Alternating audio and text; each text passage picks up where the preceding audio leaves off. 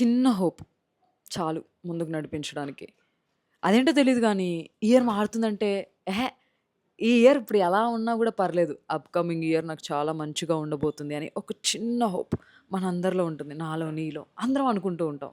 At least ఇప్పటి వరకు జరిగింది జరిగిపోయింది. అట్‌లీస్ట్ ఇప్పుడైనా మంచిగుండాలి. ఈ ఇయర్‌లో ఎదగాలి. చాలా చెయ్యాలి. మనీ సంపాదించాలి. బెస్ట్ పీస్‌ఫుల్ లైఫ్‌ని లీడ్ చేయాలి అని అందరం ఆశపడుతూ ఉంటాం. ఇది చేయాలి, అది చేయాలి అని ఒక పెద్ద లిస్టే ఉంటుంది. అదేంటో తెలీదు. నార్మల్ టైమ్‌లో ఎప్పుడు చేయలేని, రాలేనంత మోటివేషను మనకి ఇయర్ స్టార్టింగ్ అవుతుంది అనగానే ఒక సూపర్ మోటివేషన్ వస్తుంది. వస్తుందా?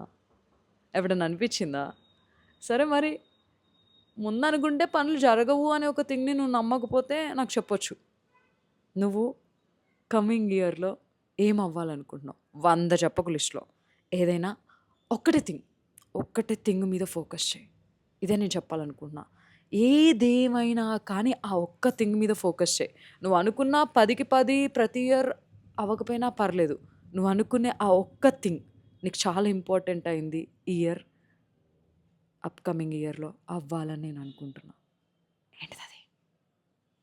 నేనైతే ఒక మంచి చిన్న క్యూట్ బిజినెస్ స్టార్ట్ చేయాలని అనుకుంటున్నా.